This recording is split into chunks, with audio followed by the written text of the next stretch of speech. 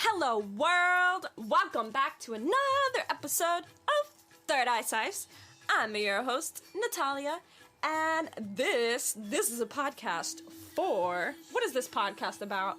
Well, we talk about spiritual stuff, whatever that means, worldly stuff, whatever that means, esoteric knowledge, how to attain self-realization.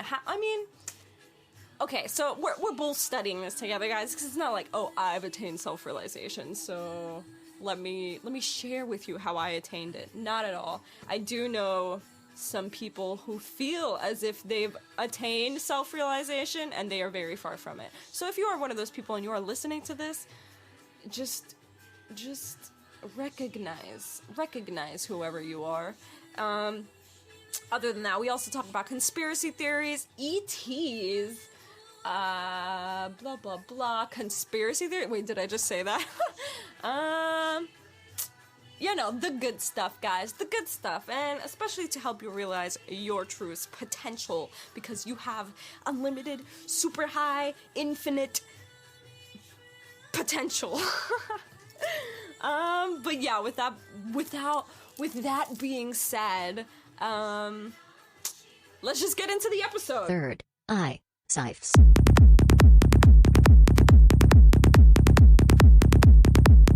ThirdEyeCyphs.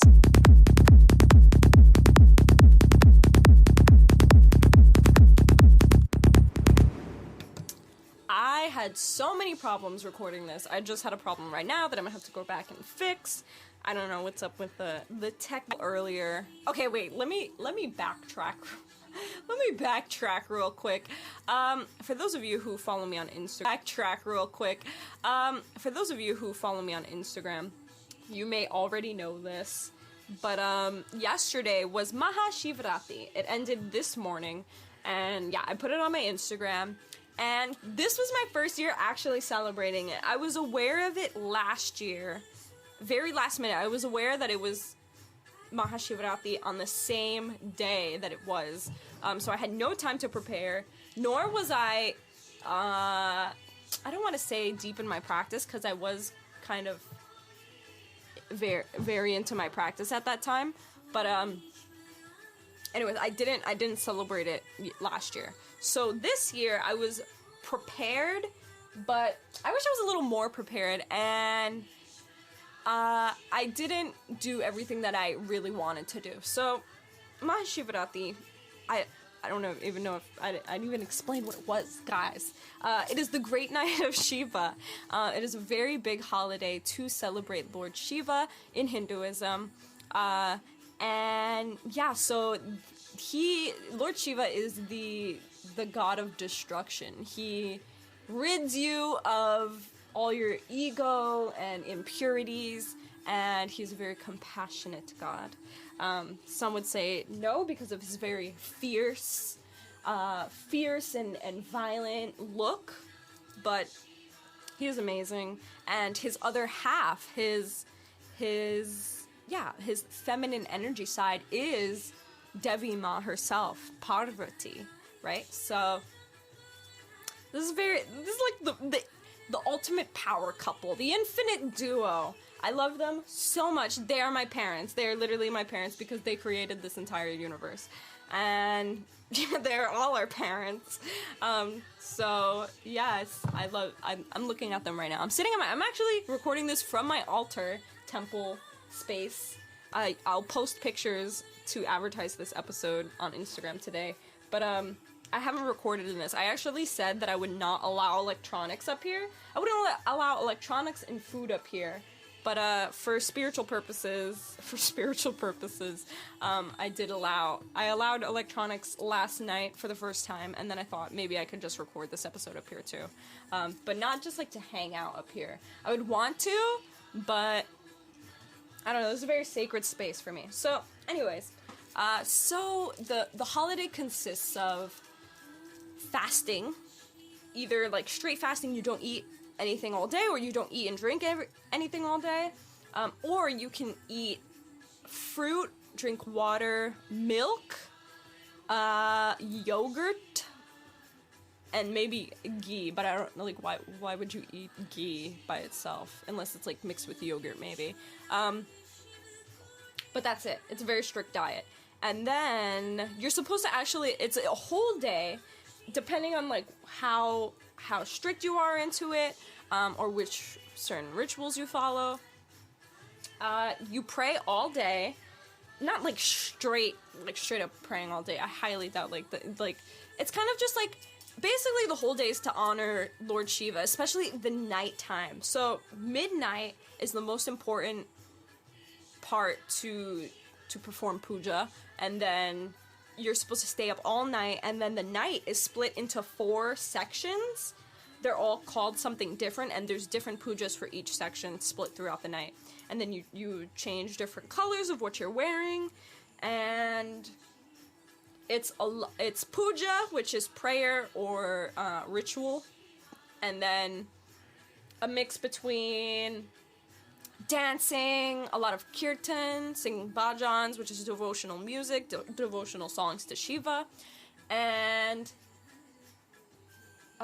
reading scripture, listening to lecture, just honoring Lord Shiva. So I actually celebrated this year, and as much as I wanted to stay up all night, like, I really did. I was planning on to, but I didn't make it, and I was a little sad. When I woke up this morning, I was a little ashamed of myself, but luckily, Shiva is Ashutosha, which is easily pleased or easily satisfied.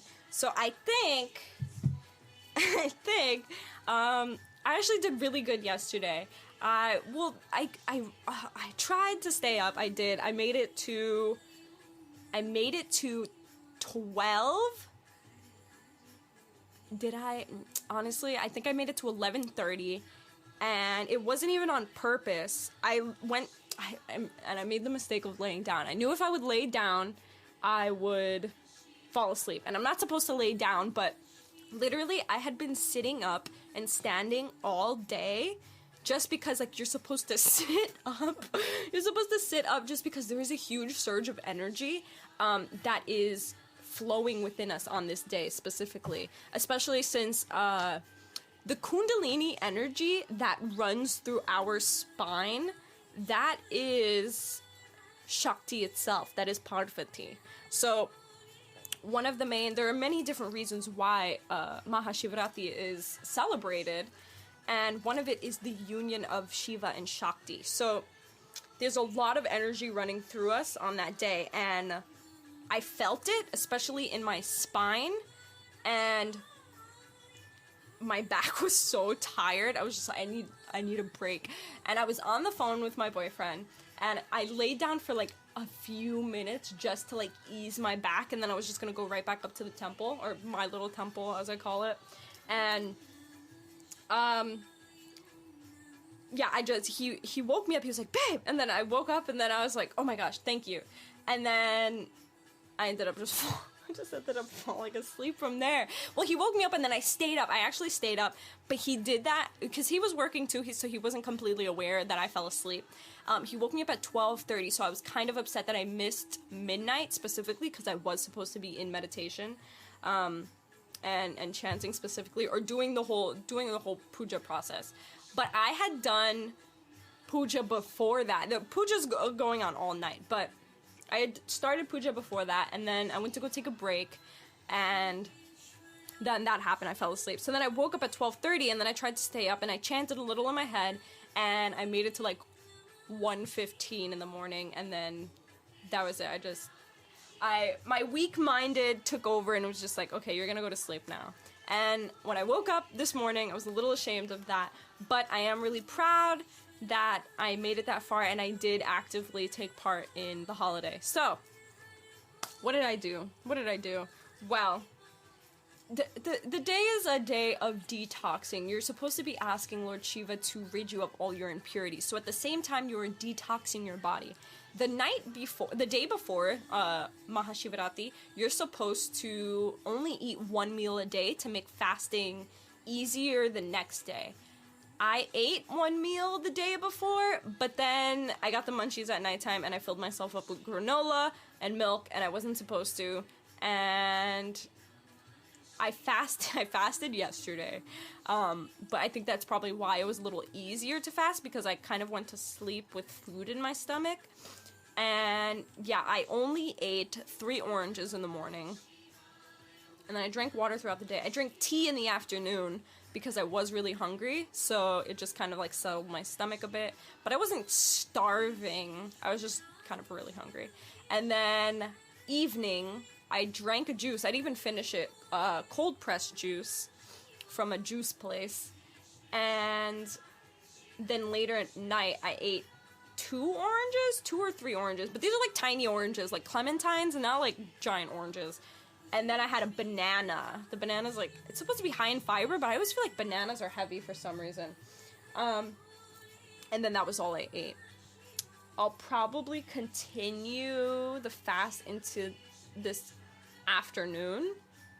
I bring some fruits with me. I don't know. I might just, because I feel like I didn't do a good job yesterday, just because I don't feel like I detoxed anything yesterday. So I'm gonna try to push it into today and see what happens. So yeah, I fasted yesterday. I woke up before sunrise. This is called Brahma.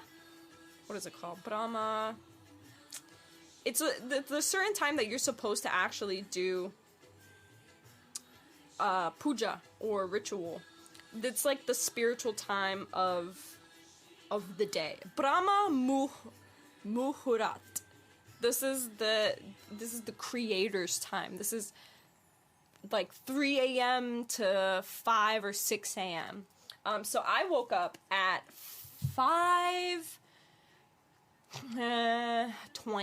5:15, I don't know, something like that, and I immediately got into the shower. That's the first thing you have to do, is just immediately get into the shower. So I got into the shower, and then I came back, lit my altar, paid my respects to Lord Shiva, but I did have to get ready for work, so I paid my respects, chanted a little bit, offered fruit, and I started playing some bhajans while I got ready for work. And what else did I do? I think that was it for the morning time. What I did was, the first thing I actually did do when I wake up was I got an alert on my phone that Sadhguru was live streaming, so I automatically assumed that he was doing something for Shivratri. So he was live streaming, and that's actually what motivated me to get up, because my weak mind, and I call it the weak mind because it's the thing that holds us back, I guess the ego, that holds us back from actually doing things that will help better us. So when I woke up in the early morning, I was like, should I even celebrate this? Which I don't even want to admit that I said that, because Lord Shiva is ultimate, is uni itself.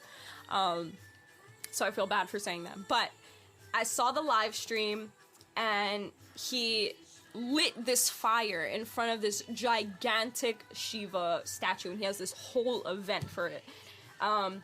And as soon as he did that, it was like, Sadhguru will now light the fire, like to begin the celebration. And he lit this giant fire, and that automatically put the fire within me to get up and start the celebration. So I was like, okay, let's do this. And then I was motivated, so I got in the shower, and I was like, okay, I'm ridding myself of all my impurities. Kind of just thinking in my head, like, I'm getting rid of all of my impurities from the shower, etc., etc. And then I went to work, whatever. I was cleaning my job, like, it was just me inside, so I was playing bhajans all day. And it was really nice, because my mind was constantly fixated on Shiva, which is what it is. That's what you're supposed to do, basically. It's the whole holiday celebrating him, so my mind was very much fixed on Shiva. So then I got home. As soon as I got home, I was kind of late because the Neem Karoli Baba Ashram, who was live streaming all night, I started with them. and they had already started live streaming by the time I got home, and I was supposed to clean my space, and you're supposed to get in the shower again before you start evening puja. So as soon as I got home, I was like, okay, I'm late, and I started getting all my stuff ready for my shower, started tidying up, but my cat, Haku, ran out of my house, and I couldn't find her at all. Like, she was outside, and I couldn't find her for about 10 minutes, and I was just in the streets, like, calling her name, and I kind of got scared. I thought somebody took her, or, like, she was gone forever, because I know there's absolutely, like, I've seen a coyote here, like, there are coyotes here, and they will eat her. So I was really scared, and then I saw her on somebody's porch, and I freaked out. I brought her inside. I was like, oh my gosh, stay. And I ran into the shower, took another shower, ran back, and started the live stream. Immediately, like, tried to calm myself, because I'm always, like, hectic when my mind is everywhere. And yeah, came to my altar, lit the candles, and then I kind of started puja then, but not exactly. I started the celebration, so lit my candles, put on the live stream, put on some music, and kind of paid my respects again. And then I started trying to make a Shiva lingam, because I don't have one. So Shiva lingam is the formless shape of Lord Shiva. It kind of looks like a bowl, and then like an egg standing up inside of a bowl that has a spout, and then like a stand underneath to hold it all up. So it's like a standing egg on top of a bowl, but like a flat bowl, kind of, but with a spout. And then just look up Shiva lingam. And so I don't have one, because for the ritual you're supposed to bathe it in milk, yogurt, ghee, and honey and water. But I didn't have a Shiva lingam, so I decided I was going to make one. Now, I didn't have enough time to... I should have done it. There's different ways you could do it. You can make it out of a newspaper, like gluing newspaper and then painting it, which I should have done. But I do have oven molding clay, so I molded one out of clay, and it was really nice. I'll take a picture of it. It's pretty... I don't know what it looks like now. It's still in my oven. But my clay is crap. Like... it started smoking so bad and then flopping over and melting. Like, it's supposed to be oven clay, and it did not do its job. And it just turned into a big mess, and it was smoking so bad and I don't have any windows in here. I only have a door.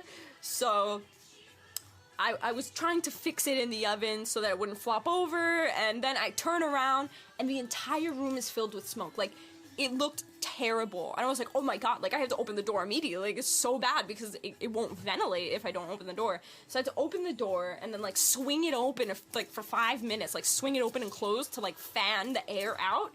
And then I had to plug in my air filter, which I have, thankfully. And it was terrible. I could barely breathe. I was, like, coughing. My eyes were burning. It was terrible. So I was just like, I can't. I turned off the oven. I was like, this is impossible. And I felt bad, because I couldn't. I was like, I'm so sorry, Shiva. Like, I tried. This is what happened. Like, I tried. But, so yeah, that happened. So then I was like, okay, no Shiva lingam.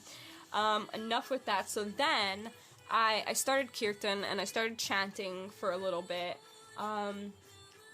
Started my puja process, and yeah, I did that and this was around by 8 o'clock already. And I did puja, I chanted, I meditated until maybe 10:30. And then that's when I decided to take a break. I don't know. No, I think I did until 9, and then I went to dancing, so then I played some more music, and I was dancing and singing, and then I did that until about 10:30, I want to say. And then I called my boyfriend, and then I was like, okay, I'm taking a break. Like, I've been in celebration for a little bit now. I need a rest, because then my back started hurting. So I was sitting and talking to him, and then I was also listening to lecture at the same time. So, like, he was there doing his own stuff, so we were, like, kind of talking, but I was also listening to lecture at the same time. So I was streaming in between the Neem Karoli Baba Ashram live stream and the Vedanta School of Southern California in Hollywood. And that was the temple I used to go to, if you guys remember. like the beginning of the podcast. I was going to temple, and then COVID happened, so the temple's closed. So I was live streaming. I live stream them often. So I was live streaming them and listening to their lectures, and yeah, so that was really it. And then I ended up falling asleep later on, and that was the end of that. Oh, and I also, during puja, I read from the Shiva Mahimna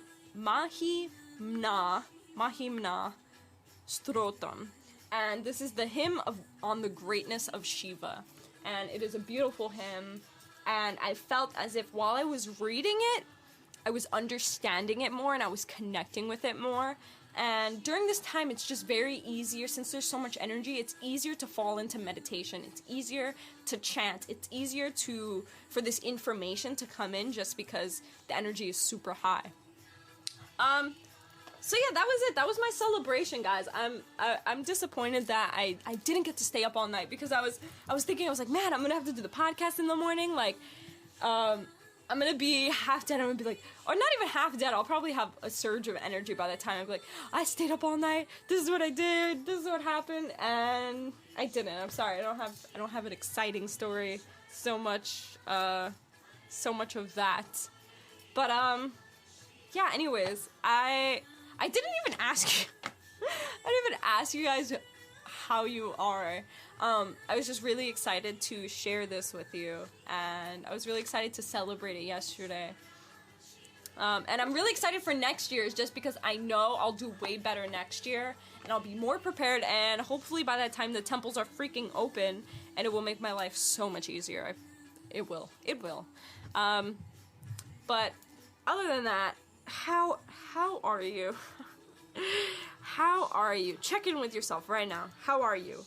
Like, how have you been feeling? Have you been feeling good? Have you been feeling real good? Have you been feeling bad? Why have you been feeling bad? What is making you feel bad? If you don't know, try to pinpoint things in your life that are happening that don't make you feel good. And then try to figure out what can make you feel good. List all the things that make you feel good. That's what I did. I talked about that last week when it comes to depression. Is that I made a list of all the things I love and like to do. Like everything. Like anything that I enjoy, like, or love to do, I put in this list. And when I read through it, it makes me happy. And it also gives me so many ideas of things that I can do to instantly make me happy or to better my life. Like make it more fun, make me interested in it more enjoyable. So that's actually a really good technique, guys. But other than that, I hope you guys are good. I hope you're good. I hope you're eating and drinking healthy stuff. I wonder if you guys celebrated yesterday too. I was gonna say last year. If you did celebrate Maha Shivratri, DM me on Instagram. My Instagram's Natalia of Earth, and tell me, how was it? What did you do? Did you stay up all night? How was it? I'm very interested.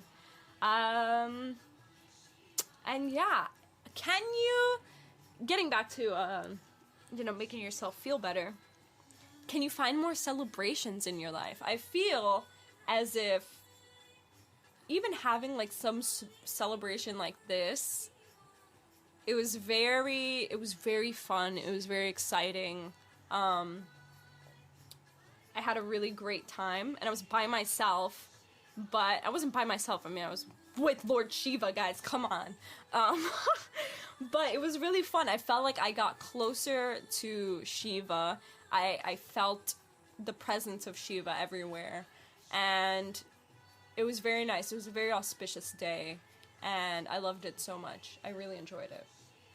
So I think that even bringing small celebrations into your life, like maybe you can even make up your own holiday, like whatever day, like maybe you achieved something on some day, like make it into a holiday. Like it doesn't even have to be a crazy holiday, or you can make it into a crazy holiday so that you can have this really big celebration. Like you could do literally whatever you want, but bring some sort of celebration into your life, like something to look forward to, something to celebrate, something to give thanks to, something to honor, something to kind of devote yourself to if you've been, you know, so preoccupied with yourself. Like, it's so easy to fall into things like depression, stress, anxiety, when you're so caught up in worldly things, things that don't make you happy, things that are happening in your physical life, and like the things that you see around you. Like, it's so easy to just get caught up in doing. And I think that if we devote ourselves to something such as a ritual, whether it be in a holiday or daily sadhana, it relieves you of that stress, of that feeling of otherworldly things, because you are devoting your mind, you're taking your mind off of these otherworldly things and just giving it to someone else for a certain amount of time. And it could be very relieving, very energetically relieving, and stress relieving, definitely. I definitely felt that, especially when it came to dancing. When my boyfriend's father passed away, it's very recent, but within the few days afterward that he passed, I did ecstatic dancing in my room, not because I was happy or excited, but my body was holding so much sadness and stagnant energy. And it wasn't only mine, of course. Like, it was very much mine, but it was also very much my boyfriend's, because I feel, especially I'm very aware of my energetic body and how I feel. I do hold his energy because I am with him a lot. We exchange energy. Like, that's just how very intimate relationships work. So, and I was with him for the next few days after his father passed, and I was with him in that energy and hosting that energy with him. So when I got back home, and also I was staying at his house and his mom's there, so it's also her energy in the house too. And as much as it wasn't very actively sad, like, it wasn't like everybody was crying 24/7 for 2 days straight, but that feeling is there, and it's just lingering over everyone. So that was very much weighing on me when I got home, and I needed to release it some way. And the best way to release energy in your body is, I don't know if I just said the best way. I don't think it's the best way, but it is a very good technique to release energy in the physical body, is through dance or movement. So I don't know. I don't even think I was listening to anything. Actually, I was listening to something. And I started dancing, but like erratically and shaking my body and just shaking it off. And consciously in my head, like, at first it wasn't on purpose, like, okay, I'm gonna shake off this energy and dance. It was just, it kind of started happening. I think I just got out of a yoga flow. I wasn't following anybody's flow. I did my own flow. And then as I got out of the flow, it started turning into a dance, because my body felt so good from just moving, from doing asana, and it started to feel really good. So it started turning into dance, and the next, I was just like fiercely dancing, and it felt so good to shake off all of that. And I actually started crying in the middle of dancing, because that was like the release of, like, I wasn't dancing like, oh my gosh, I'm so happy. I mean, like, I wasn't crying because oh my gosh, I'm so happy. I was literally releasing those feelings of sadness. And I had never cried while dancing before. Like, that, it was very random. It wasn't like, oh, I'm gonna cry now. Like, it literally just started happening while I was dancing. And I just let it out. I was crying and I was shaking it off. And I felt so much better afterwards. I felt myself regain my power back in a way. I felt like I could I could go on throughout my day. I could accomplish more things, and I felt like I was back somewhat into my own way of carrying on, I guess. So doing that yesterday, it felt really good, especially when, Lord Shiva, he is the lord of dance. He is Nataraj. He does the dance of creation, preservation, and destruction. He, during this dance, this, how do you say? What's his dance called? Let's see. Shiva dance. I look it up, and then it's called something, but then it's also considered something else. Let me see. Well, of course, Tandavam, but it's a specific. Because Tandavam is just dance. Hold on, let me click Tandavam. And everybody kind of has their own dance. But Shiva's is called something specifically. Oh, it says Rudra. Well, is another name of Shiva, Rudra. Rudra Tandava, but he takes up like the 3 dances. So it's not just his dance, but he is while he's doing this dance, he is creating, but he is also preserving the universe and then also destroying it at the same time. So it's as he's dancing, he's going through these cycles. And if you look at the Nataraj statue, the fire that surrounds him represents the cycles that are constantly going on as he dances. So he's creating, preserving, and destroying all at the same time during this dance. So universes are being created and destroyed constantly as he dances. And it's endless cycles that are happening constantly in this moment, within us, without us, and it's just always happening. So dancing yesterday, having Lord Shiva in mind, and Nataraj and Tandavam, and I felt as if I was aligning with this dance, with this process of creating universes, preserving them, and destroying them, and being in tune. It's kind of like being a part of the endless cycles that are constantly happening in every single second.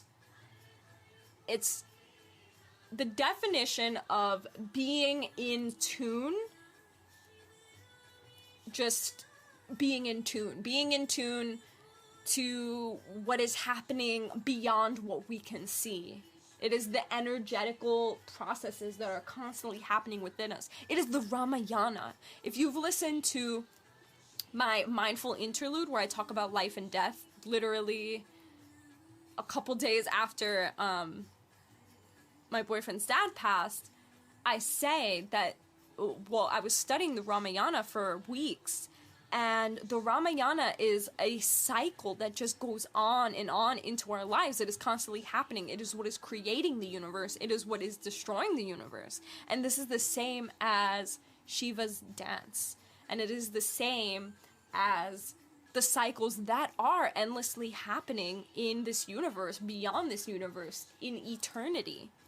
And when you align yourself with those cycles, with those processes, you are literally in tune and moving in these cycles as well. So it was a really great experience. And meditating yesterday was so nice. Chanting yesterday was so nice.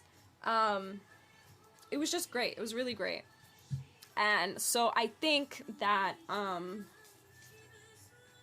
dancing definitely helps relieve stagnant energy, and I think that if we bring celebration into our lives,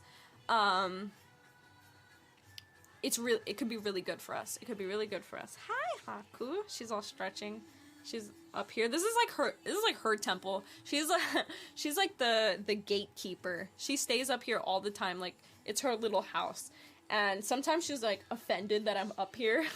But I'm like, what the heck? This is my temple. But she's the temple guardian. She's so cute.